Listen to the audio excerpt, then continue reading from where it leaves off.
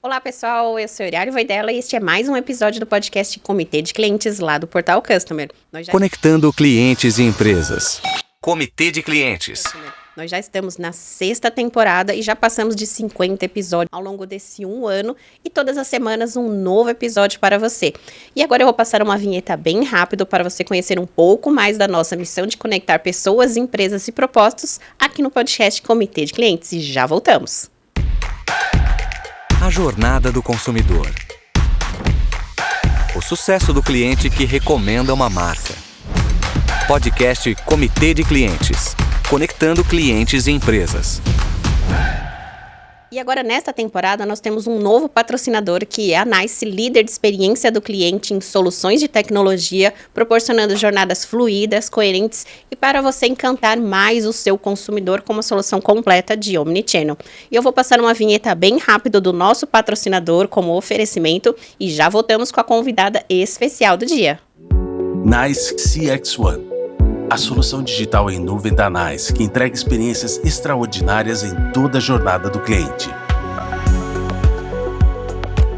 Orquestração de jornada, autoatendimento inteligente, agentes preparados. NICE CX1. Uma experiência, uma jornada, uma nuvem, um passo à frente. E agora estamos aqui de volta, enfim, para falar com ela, que eu fiquei muito feliz dela ter aceitado de bate-pronto o convite para estar aqui no nosso podcast nesta 6ª temporada, que é uma querida, sou muito fã de longas datas. Monize, muito obrigada por estar aqui hoje, Imagina. cheio de conteúdo. Eu sei que todo mundo te conhece, mas vamos para o protocolo. Quem é a Monize? Conta um pouquinho da sua história. Conto super. Primeiro, super obrigada pelo convite. Para mim é um prazer estar aqui e trocar com uma profissional que está aí no mercado há tantos anos. Então é uma alegria para mim, mais do que tudo. E Yuri, quem sou eu na fila do pão, né? Bom, eu sou Monize Tonoli, eu sou atualmente Head de CX na Sami, que é uma startup de saúde. E eu comecei a minha carreira, e eu acho que isso é super importante, eu sempre comentar, porque eu comecei minha carreira como atendente de telemarketing na Chocolates Garoto. Então foi lá atrás, há 1 milhão de anos, né? Eu comecei em 99, que eu aprendi a importância de ouvir o cliente para resolver o problema, não só ali que está acontecendo, segurar a marimba, né? Mas de resolver no longo prazo. Então, pegar esses insights, levar para dentro da empresa. Então, essa experiência que eu tive lá atrás moldou quem eu fui a minha carreira toda, né? Então, acho que isso é o mais bacana de tudo. Passei por 1 milhão de empresas ao longo do caminho. Muitos anos de mercado é isso, né? A gente tem oportunidade de... Tem uma longa história. Tem uma longa história. Mas sempre com essa bagagem de ouvir, resolver e entender para resolver na ponta, né? E no meio do caminho eu estudei mais, eu acabei estudando marketing também depois, eu fiz nutrição, a minha carreira, né, principal. Eu me especializei em marketing e fui estudar na Disney para aprender as técnicas todas de excelência no cliente, participo de conferências fora do país para ver o que está rolando de tendência. Aqui dentro do país, uma das coisas que eu acho que tem mais validade é essa troca que a gente tem com outros profissionais. E a gente está num mercado que isso é muito rico, né? Muito. E as pessoas são muito abertas, então eu acho que isso é fantástico. Então é isso aí. E estamos aí na pista todo dia aprendendo, uma nova tecnologia, uma nova treta de cliente para resolver, e é isso aí. É isso aí, todos os dias um novo desafio. Parabéns pela trajetória, pela carreira. Obrigada, Você falou que começou como operadora, também comecei como operadora, né? Descemos, a gente brinca, né? A quem entra no parquinho, desceu no play do atendimento, não sai mais. Esse Não play sai. É bom demais. Esse play é bom demais. Comecei como operadora ali em 98, ali também, né? No IG, no juntinho. atendimento, juntinho, e não saí mais. É isso. A gente estuda, eu fiz faculdade em outra área, mas a gente volta, acabei fazendo a faculdade e não saindo da área do atendimento e aproveitei isso. o que eu fiz para atendimento. Mas vamos lá. Como que a Monize enxerga hoje a importância da centralidade do cliente? Hoje se fala muito de CX, de CS, de atendimento, da sopa de letrinha, mas a gente tem algo que se chama Customer Centric, que é de fato o cliente no centro. Como que a Monize enxerga isso? Boa. Eu acho assim, quando a gente que pegou esse mercado dos anos 90 e essa herança de cada área da empresa, cada silo, olhar essa parte do cliente isoladamente para resolver um problema, o que a gente viu e a gente viveu eram competições entre áreas para resolver um problema do cliente, né? Então isso impacta em custo adicional para a empresa, em soluções que são super descabidas, né? Você resolve o problema numa ponta para quebrar na outra, então você não otimiza dentro da empresa. Se a gente olha o cliente como um serzinho único, 360, tudo que esse cara precisa, a gente otimiza recurso dentro de casa, a gente gasta menos dinheiro e faz a vida dele mais feliz. Ele mais feliz, gasta mais comigo, indica mais pessoas. Então não é uma conta ciência de foguete, é uma realidade, né? Então a gente enxergar que tem um ser humano ali, e esse ser humano ele tem necessidades como a gente tem, facilita demais o nosso trabalho. No fim do dia é isso, é mais fácil de você entregar algo que tenha valor se você olha para esse cara 360.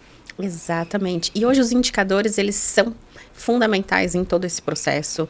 A gente fala que a ciência de estudar o consumidor, ela não pode ser baseada em achismo, ela é de fato uma ciência balizada em números, dados e muito estudo. O que serve para um consumidor não serve para outro consumidor.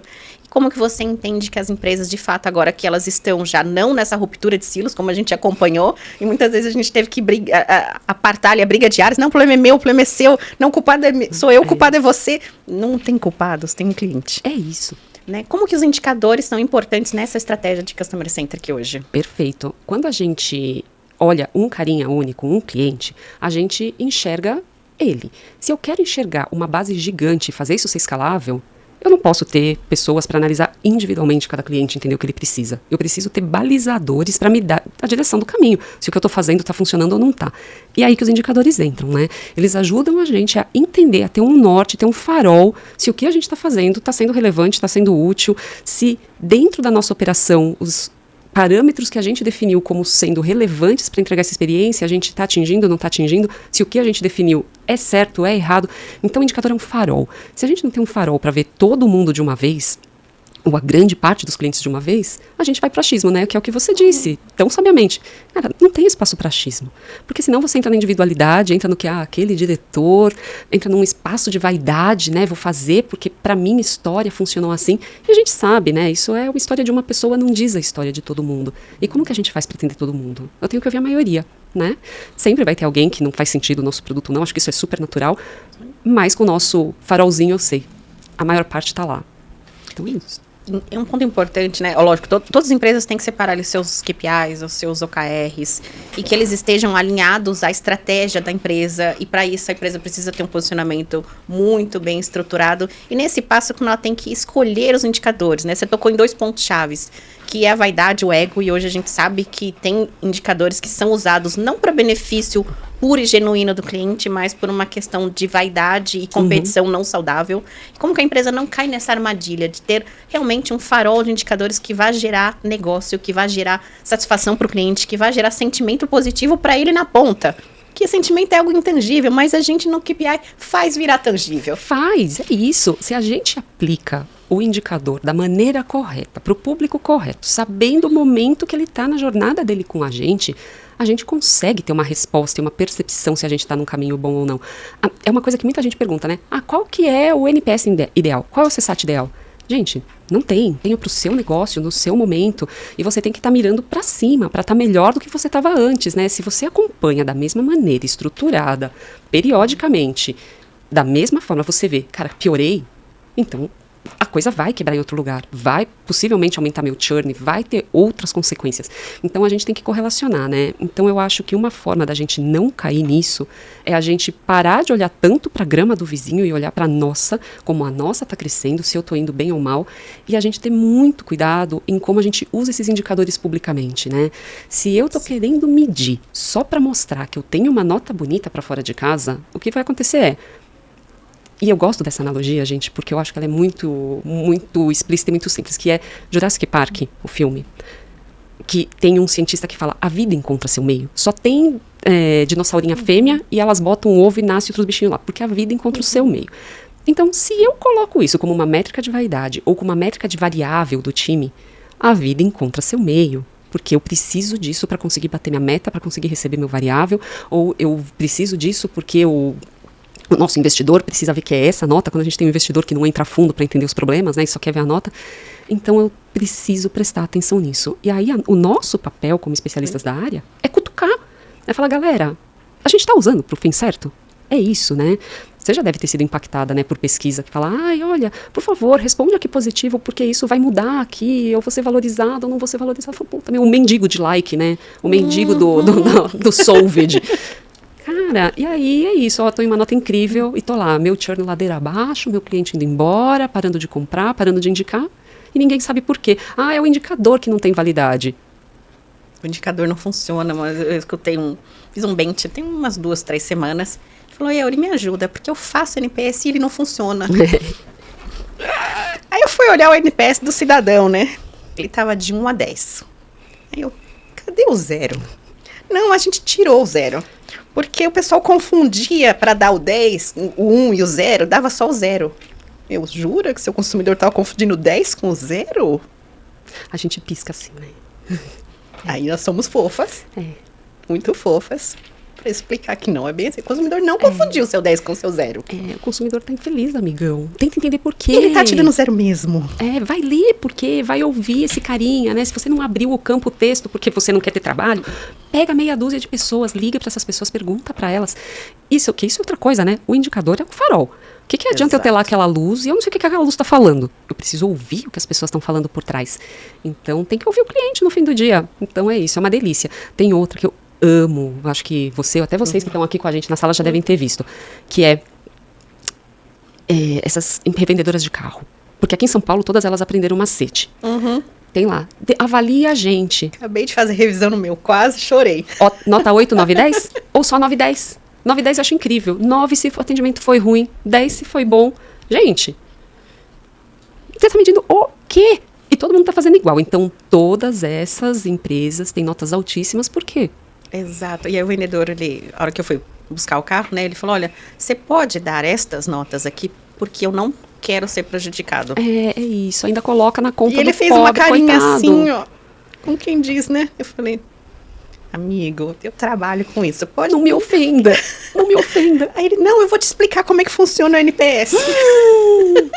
Aí eu, toda fofa, porque ele não tem culpa. Ele não é o estrategista da marca. Ele é um analista que está ali só tentando fazer bem o trabalho dele. E vai ser cobrado, né? E ele vai ser cobrado por E ele foi nota. muito gentil em todo o processo, na marcação, durante o processo, falou comigo. Ele foi, de fato, exemplar. Mas, a hora que chegou na nota, eu...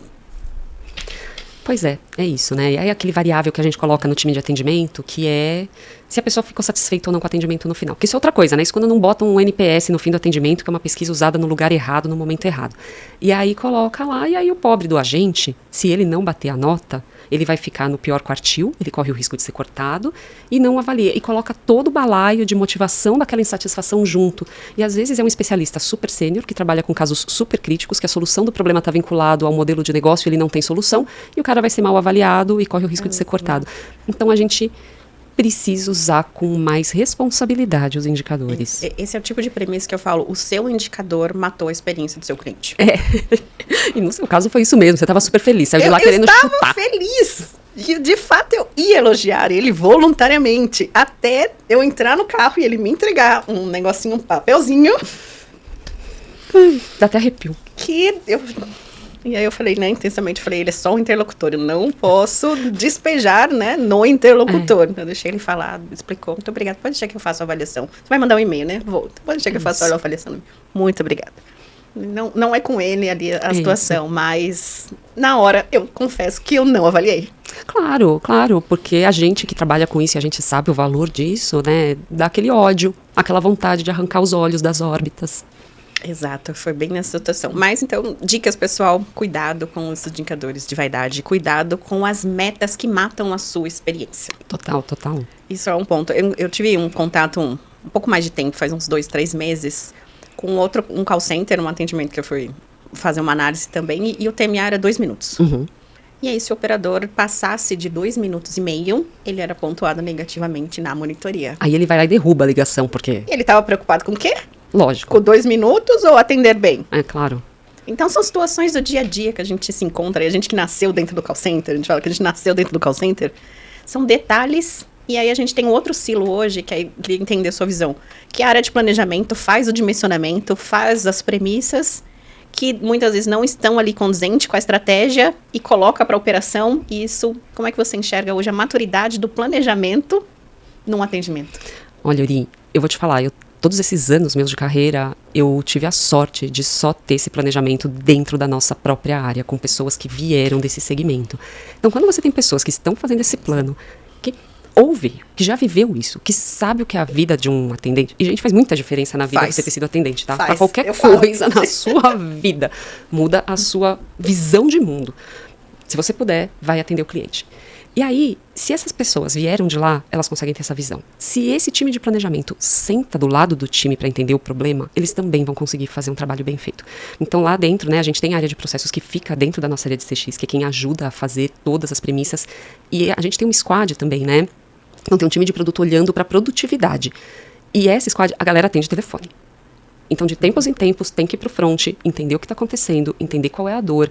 E o nosso CEO atende. Nosso CEO uma vez por semana. Para tudo, porque isso é uma premissa que eu acho que todo mundo tinha que fazer. O nosso CEO uma vez por semana, e ele fala para mim, Monize, eu quero que você me passe os clientes mais críticos, quem tá com mais dor e quem tá com mais problema, porque eu quero falar com essas pessoas.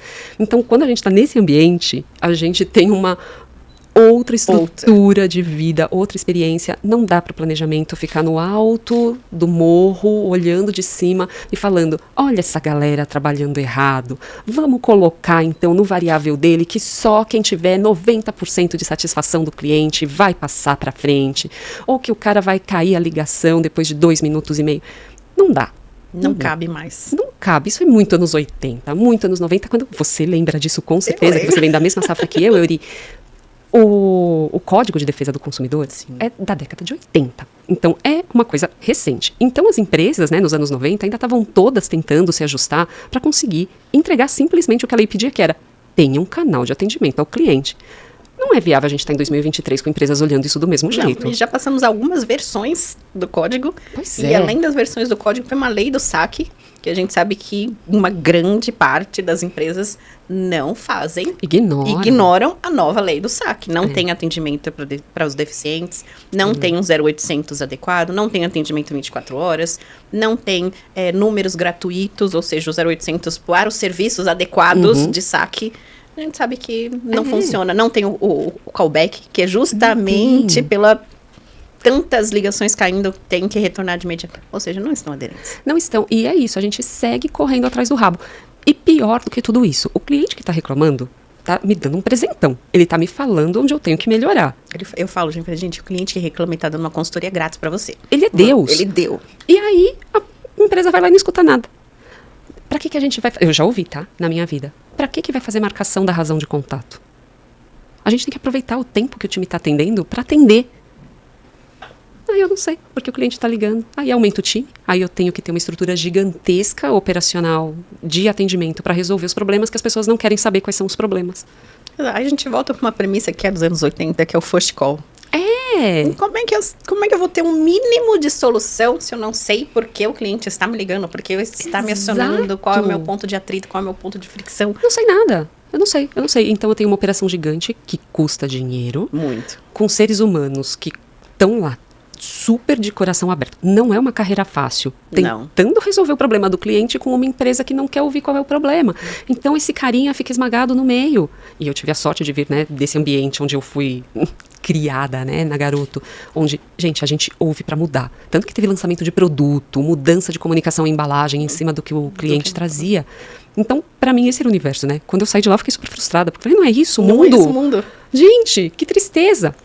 Então, e tem um monte de gente que ainda não viu o valor nisso e está perdendo dinheiro.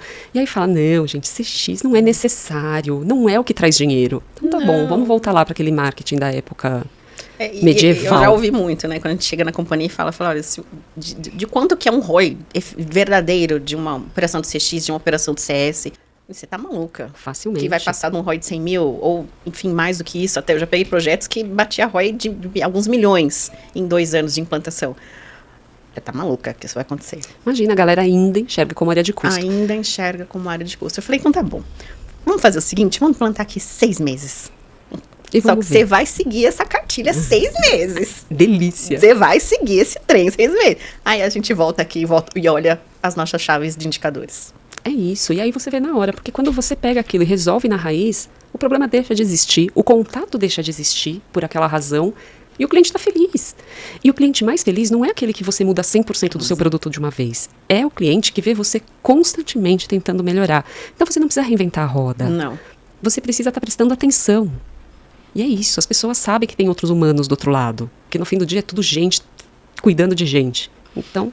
Mas algumas coisas a gente ainda tem que quebrar barreiras, né? Nesse projeto eu pedi 6 meses, né? Em 3 meses a gente bateu o dobro dos indicadores que eu tinha pedido em 6. Fantástico, parabéns. E aí eu falei, vamos voltar aqui. Não, agora eu quero uma reunião com o comitê. Não, mas a reunião de comitê desse assunto tá na pauta só daqui 3 meses. Não, mas eu quero que antecipe a pauta do comitê, porque eu quero apresentar agora aqui os números. É isso, Pra fantástico. provar pra fase 2, porque já foi, 3 meses já foi e a gente fez o básico, a gente fez o higiênico. E que já dá um E resultado que já feroz. dá um resultado feroz, quando a gente faz o básico muito bem feito numa estratégia de atendimento do cliente. E a gente fala, gente, isso não é custo. Mas eu tenho que gastar. Eu falei, não, você tem que investir, vamos trocar o verbo. Pra começar, vamos trocar esse verbo aqui pra investir. Agora a gente vamos investir e temos os KPIs de onde estão as dores. A questão é, muitas empresas ainda, e eu sei que você ministra aulas disso, fala muito disso, que é, aonde você vai investir? Qual é o ponto de atrito que você vai investir? Qual é o ponto da jornada que você vai investir?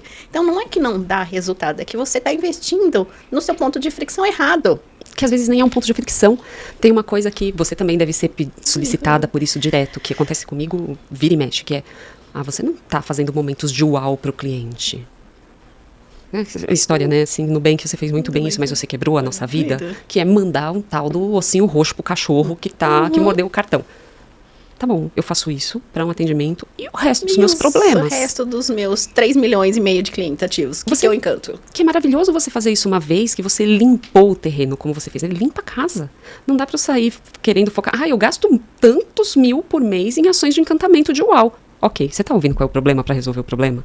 Ele tá fazendo um básico bem feito, ali está tirando... Manda um presente pro cliente que teve um problema. Fio, o cara não quer uma caixa de chocolate. Ele quer resolver o problema dele com o produto. Se ele quiser caixa de chocolate, ele pega o dinheiro que ele gasta comigo e vai comprar chocolate. Exato, você tem que trabalhar para ele não ter o problema.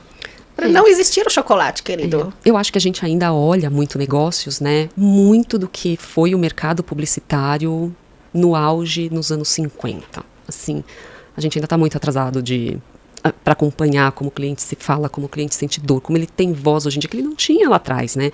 Então a publicidade tinha um papel super importante porque o cliente não tinha voz. Hoje a coisa está mais equalizada. E tem muita gente ainda olhando o mercado dessa maneira. E essa geração, a gente estava estudando persona, né? E um tempo atrás eu estudei junto com uma operadora de telefonia, a gente descobriu um percentual muito grande de pessoas que virada do 16, 17, 18, 19, mas que hoje ele tem um poder aquisitivo já de consumo e ele não tem o ícone do telefone no menu principal do telefone. E a gente tem, porque a gente é de outra geração, né? Mas por que um número relevante de percentual de consumidores não tem, tirou, né? Porque o telefone vem com aquele ícone no menu principal, ele escolheu tirar. É isso, que lindo. Por que você tirou? A gente foi lá conversar com alguns, né? Deixa eu ligar aqui, peraí. Por que você tirou? Porque eu não uso. Tão simples quanto... Eu não uso, eu coloquei, tá ocupando espaço, coloquei um aplicativo que é mais útil, né? Eu uso mais e esse daí tá ali quando eu precisar, mas eu não ligo pra ninguém me liga. Então, pra quê? Que bênção, ninguém liga pra eles. Eu também não atendo o telefone, eu acho que nisso o meu desenvolvimento parou ali junto com os jovens. Você tá com os jovens. Não atendo, não dá. É um monte de número desconhecido tentando entrar na minha vida. Me manda um oi ali no WhatsApp, pelo menos pra saber quem é, né? Assim, então, o que você quer de mim, já me manda por escrito, né? Não é prático. Então, e essa praticidade foi pras redes sociais. É isso. Quando você fala comentou do marketing, me veio isso na cabeça, né? Antes a gente postava ali um vídeo, olhava 3, 4 vezes se ele tá perfeito. E essa geração posta do jeito que ela acordou no Kawaii, no TikTok, e tá tudo bem, porque é a vida como ela é. É a vida como ela é. Aliás, eu até vi um post dia desses no Instagram que era, né, de uma pessoa falando para a minha audiência, né, falando de como perdeu a graça você fazer a foto perfeita, o vídeo perfeito. Se atualiza aí, fia, você véia. Se atualiza aí, porque não é mais isso que tá rolando. Eu falei, cara, é verdade, fantástico, o arrumadinho não tem espaço. As pessoas querem vida real. Prático. Isso é muito legal. É o prático. E aí, isso volta para nós, dentro da experiência do cliente, o consumidor que é o prático. Ele está aplicando na vida dele o prático. Ele está falando nas redes sociais que ele quer o prático. Então, ele não quer te ligar para resolver. Ele quer que o problema não exista. É isso. E ele quer que a gente seja transparente quando o problema acontecer. Exato. Porque o problema acontece. E aí a gente tenta dar aquela maquiada. O cara não quer saber. Fala antes pra ele dele descobrir sozinho. Dá oportunidade. E ele vai descobrir hoje. Ele vai descobrir. Se bobear, ele que descobriu antes do que eu o problema. Certeza. Então, vamos tomar a narrativa ali pra falar, cara, eu tô com você. Eu causei um problema, tá? Quebrou aqui. tô te avisando antes. Tô te dando o poder na sua mão, né? Eu transformo ele num adulto nessa relação junto comigo para falar, quebrou, mas eu tô junto com você, a gente tá corrigindo. Então isso a gente dá esse poder pro cliente, é uma coisa que ele respeita demais. Muito. Hoje em dia, acho que a marca que não tiver essa transparência dentre os seus valores e, de fato, no atendimento, ela já sai perdendo da imagem dela. O consumidor...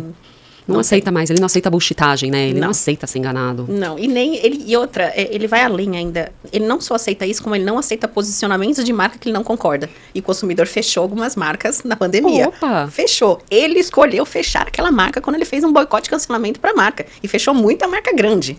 Eu tava aí no meio do rolê, porque nisso a minha alma jovem vai lá, boicoteira. Cara, o cara não condiz com os meus valores, não vou mais comprar dele. Eu também. Deixei de frequentar alguns lugares. Dei um dislike ali, sem dó. É isso, alguns até com dó, porque eu gostava tanto desse lugar, mas não dá mais. Não dá não. E é isso, né? E aí, eles foram transparentes no posicionamento, mas um posicionamento desalinhado com o momento do mundo, né, filho? Não concordo, então, que o consumidor não concorda.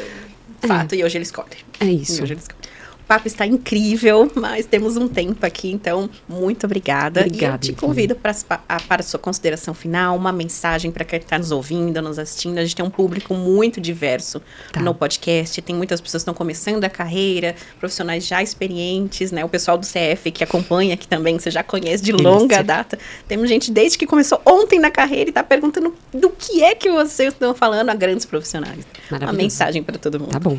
Gente, escutem o seu cliente. Quando ele está fazendo uma reclamação, ao invés de rebater, escuta, entende qual é a dor, tenha empatia por ele. Se você tiver isso, você tem metade do caminho andado, a coisa fica muito mais fácil, a coisa flui. Independente de você estar no front, independente de você estar dentro da empresa, escute as pessoas. Escutar com empatia. É isso. Muito obrigada. Obrigada por estar aqui. Amei o nosso papo, muito Eu autêntico, sem roteiro. Amo papos sem roteiro e autênticos e verdadeiros. Amo. Muito obrigada mais uma vez. Eu que agradeço. Obrigada, Euri. Até a próxima. Pessoal, esse foi mais um episódio do podcast Comitê de Clientes lá do Portal Customer. Convido você a continuar nos seguindo e estar presente também nas nossas redes sociais. Toda semana um novo episódio cheio de conteúdo para vocês. E lá no portal nós temos pautas, entrevistas e artigos diários. Não deixamos um dia só passar, já temos mais de 1.500 artigos publicados. E convido você a acompanhar as nossas redes sociais e também do nosso patrocinador especial, que é a NICE da temporada. Eu sou Eurália Voider, especialista em consumidores, e até o próximo episódio, pessoal. Tchau, tchau. Comitê de Clientes, uma produção do Portal Customer. Oferecimento customercentric.com.br. Especialista em criar experiências incríveis.